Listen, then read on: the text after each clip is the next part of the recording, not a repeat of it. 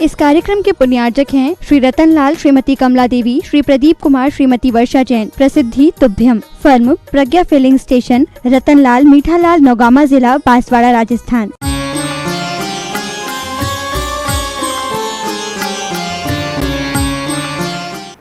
आत्मा को जो पवित्र करने वाला होता है वह एक पुण्य होता है, और ऐसा पुण्य सम्यक दृष्टि का पुण्य अगर तैयार हो जाता है ऐसी क्रियाओं को करने के लिए, शुभ क्रियाओं के लिए, तो एक दिन वह पुण्य परम उत्कृष्ट निर्वाण को प्राप्त कराने में कारण बनता है। और अगर इस पुण्य की क्रियाओं को छोड़ दिया तो हाथ में क्या लगेगा बताओ? अगर पुण्य की क्रियाएं नहीं करोगे तो क्या हाथ में लगेगा? पाप ही हाथ में लगेगा, और इस पाप के माध्यम से हमारी आत्मा अनादिकाल से मलिन हो रही है, होती आई है। इसलिए अब हमें ऐसे अनुष्ठानों को भगवान की ही आज्ञा है कि ऐसे स्थापना निक्षेप के माध्यम से जो ऐसे कार्य करते हैं बहुत जल्दी एक दिन वह वास्तविक स्वरूप को प्राप्त कर लेते हैं। आप लोगों ने बहुत अच्छा पुरुषार्थ किया है, गुरु जी का तो आशीर्वाद आया ही है, हमारा भी आप लोगों के लिए पूरा आशीर्वाद है। हम लोग तो अतिथि के रूप में आए हैं और एक मेला देखने आए हैं, संक्रांति का है, और संक्रांति पर भी आप लोग ऐसे शुभ कार्य करने जा रहे हैं। हमारे आचार्य भगवंत जब हम लोगों को क्लास आदि पढ़ाते थे और जब ग्रंथ पूर्ण हो जाता था और कहीं के पंच कल्याणक करने के लिए गुरुदेव को जाना होता था तो आचार्य भगवान कहते थे कि अब आप लोगों की छुट्टी है, चलो तुम लोगों के लिए मेला दिखाते हैं। और ये ऐसा मेला नहीं, ये सांसारिक मेला नहीं, ये पारमार्थिक मेला है।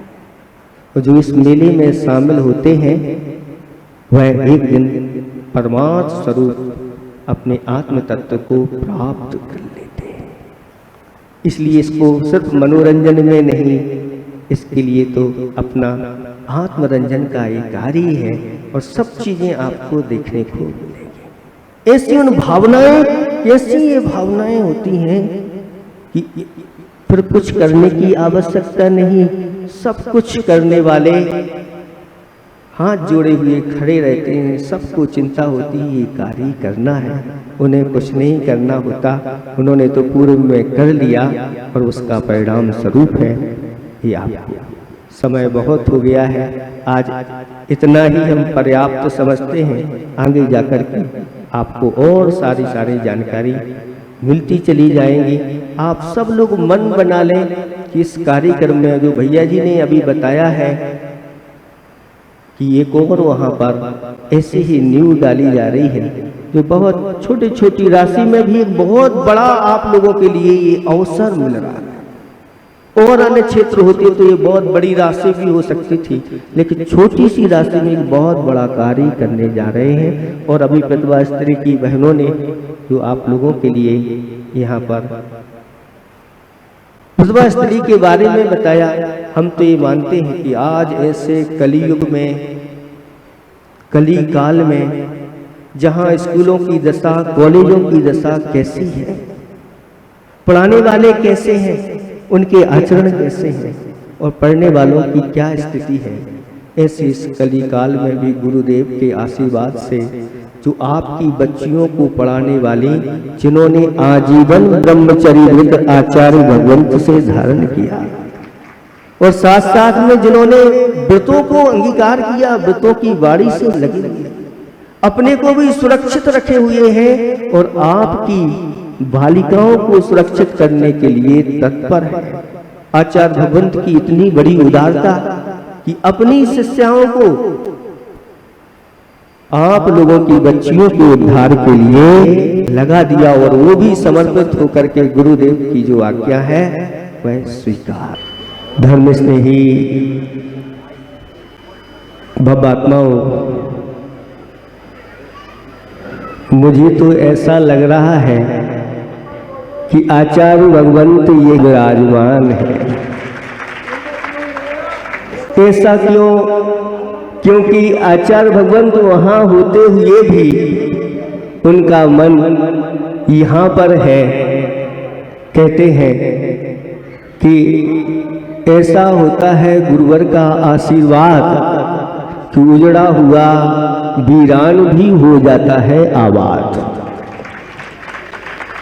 ऐसे गुरु महाराज का आशीर्वाद आया है। जब हम लोग यहाँ पर आ रहे थे घट यात्रा के साथ में, तो पीछे से हवा ऐसी चल रही थी जैसे गुरु ही महाराज हवा देते चले जा रहे हो। और ऐसा ही आज भी सुबह भैया ने बताया कि आज क्या हो रहा है वहाँ पर। तो यहाँ पर ध्वजारोहण हो रहा है और ऐसा आशीर्वाद आया कि वह ध्वजा कहाँ पहुँच गई? कुबेर की दिशा में उसने अपना रुख कर लिया।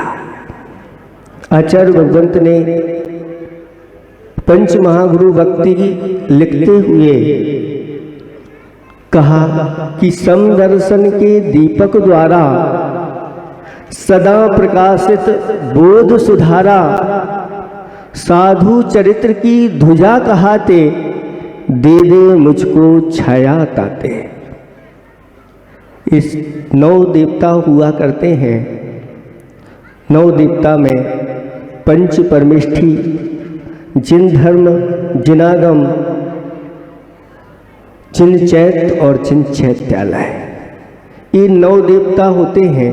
इनमें साधु परमेष्ठी जो होते हैं उनके लिए कहा, ये साधु परमेष्ठी साक्षात चारित्र की ध्वज लेकर के आगे बढ़ते रहते हैं। और जब तक इस धरती पर ऐसे निर्ग्रंथ साधु अपनी चारित्र की ध्वजा लेकर के विचरण करते रहेंगे, तब तक इस पृथ्वी पर धर्म जीवंत रहेगा। पंचम काल के अंत में भी ऐसे भावलिंगी संत आपको मिलते रहेंगे। ऐसे ही उन संतों में भी शिरोमणि हमारे गुरुदेव हैं, जिन्होंने अपनी चारित्र की ध्वजा से इस धर्म की प्रभावना निरंतर करते चले आ रहे हैं। यह ध्वजा भी एक धर्म देवता का प्रतीक माना गया है। 9 देवता में धर्म देवता भी हुआ करते हैं। वह धर्म देवता कहाँ रहते हैं आप लोगों को पता है? ढूंढो।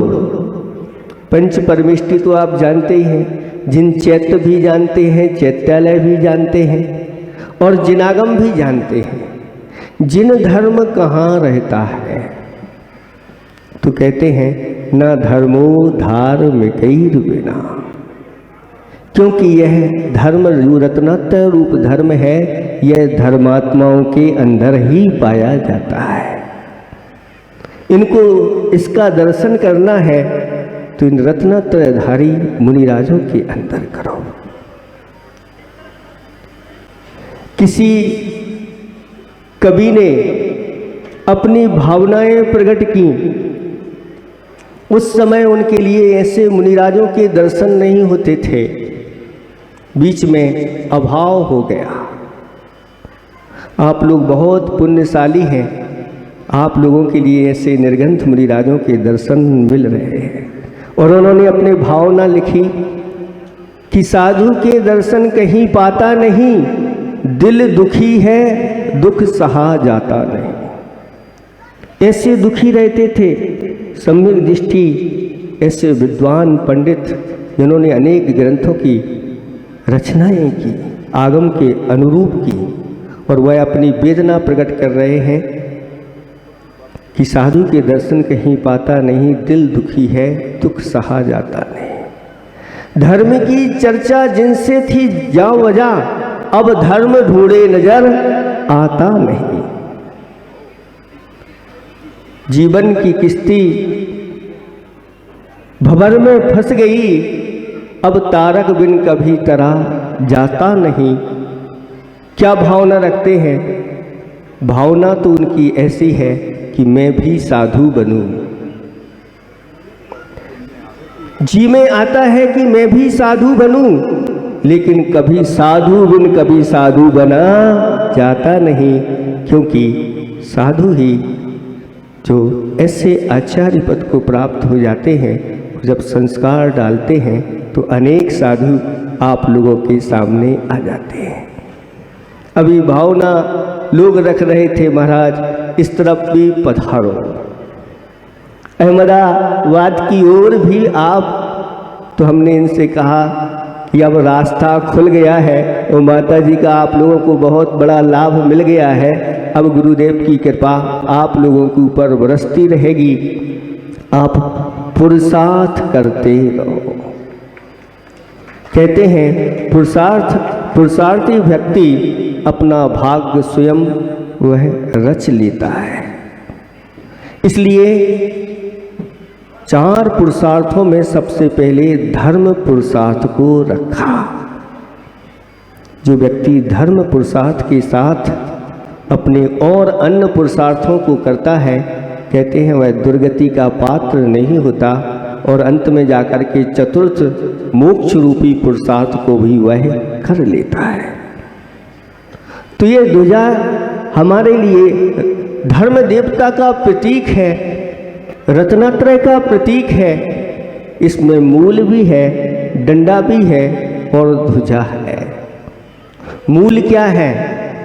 तो कहते हैं मूल तो सम्यक दर्शन का प्रतीक है। आचार्य जी ने हाई को लिखा है, नींव पक्की है, घर कच्चा है, किंतु छांव घनी है। नींव पक्की है, घर कच्चा है, किंतु छांव घनी है।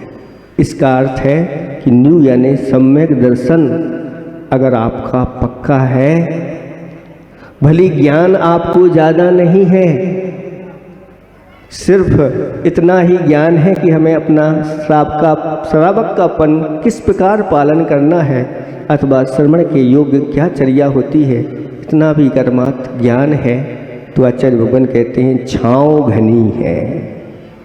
ऐसा सम्यक दृष्टि, ऐसा वृत्ति जब भी आयु बंद करता है, वह ऊपर के स्वर्ग की आयु का वंद करता है, दिव्य आयु का वंद करता है और वहाँ जाकर के सुखपूर्वक अपना समय व्यतीत करता है। ऐसे ही साक्षात भगवान के पंच कल्याणक मनाता हुआ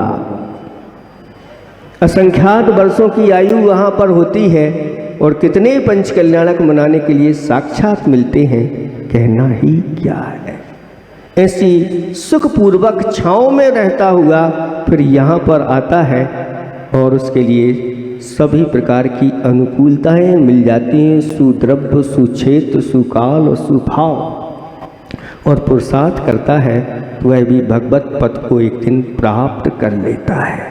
इसलिए मूल यानी सम्यक दर्शन को हमें सुरक्षित रखना है और वह सम्यक दर्शन सुरक्षित तभी रह सकता है जब हम सच्चे देव शास्त्र गुरु की दृढ़ श्रद्धा रखें।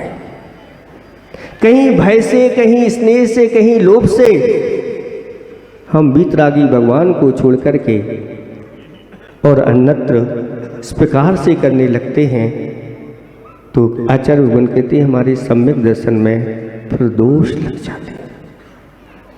तो जिसका सम्यक दर्शन निर्मल होता है वही व्यक्ति तीर्थंकर प्रकृति का वंद करता है। और ऐसी ये प्रकृति होती है जो तीनों लोकों में तहलका मचाने वाली होती है। चारों निकायों के देव जिनके चरणों में आकर के नतमस्तक हो जाते हैं। 6 माह पूर्व से ही यहाँ पर अयोध्या नगरी की रचना होकर के रत्नों की वर्षा देवलोग करने लगते हैं। ये सब सम्यक दर्शन की निर्मलता के ही परिणाम है। इसलिए अपने इस मूल को सुरक्षित रखो।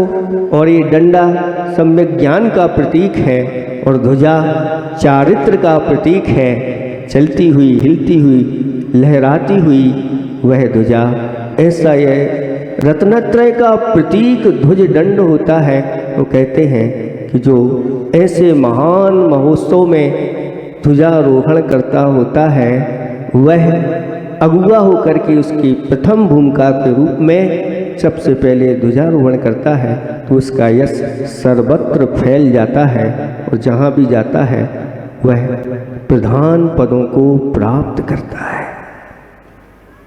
तो साथ साथ में उसकी अनुमोदना करने वाले भी ऐसे ही पुण्य का संचय करते हैं। जब भी कोई धार्मिक अनुष्ठान हो और कहीं पहला अवसर मिल रहा हो तो उसको अवश्य ले लेना चाहिए। और ऐसा व्यक्ति ऐसा साथी से पुण्य का संचय करता है कि धर्म उसको फिर हमेशा ऊपर ही उठा करके रखता है, कभी गिरने नहीं देता।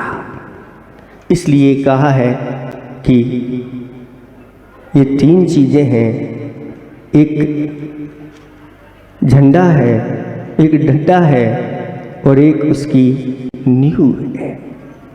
हमारे जो ऐसे पुरुष जन हैं जो अपने आप में बुजुर्ग कहलाते हैं, बुद्धि से संपन्न होते हैं, अनुभव से भरे होते हैं, ऐसे लोग अगर नींव बन जाएं धर्म अनुष्ठान की और युवा महिलाएं डंडा बन जाएं और युवा वायु बन करके चले जाएं तो यह धर्म की ध्वजा हमेशा फहराती रहेगी। हर सर्वत्र यह धर्म की प्रभावना होती रहेगी। समय बहुत हो गया, लेट हुआ है आज कार्यक्रम, हम लोगों की चर्या का समय है।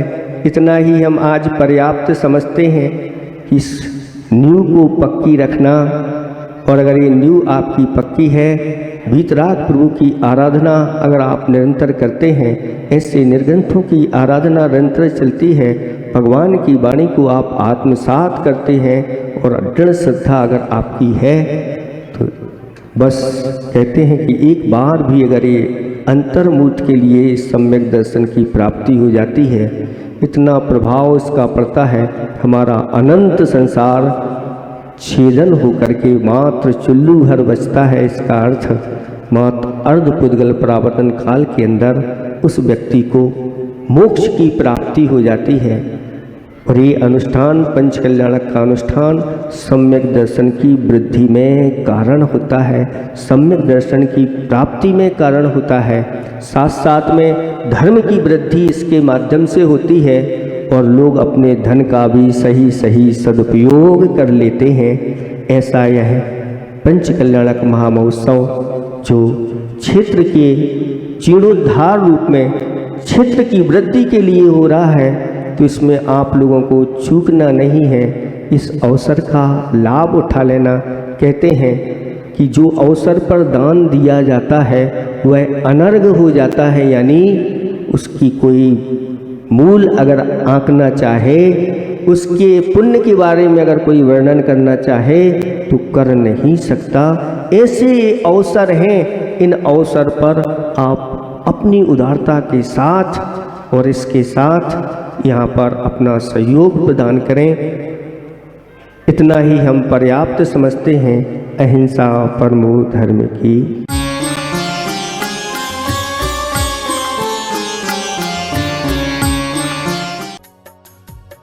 इस कार्यक्रम के पुण्यार्जक थे श्री रतनलाल, श्रीमती कमला देवी, श्री प्रदीप कुमार, श्रीमती वर्षा जैन। प्रसिद्धि तुभ्यम। फर्म प्रज्ञा फिलिंग स्टेशन, रतनलाल, मीठालाल, नौगामा जिला, बांसवाड़ा, राजस्थान।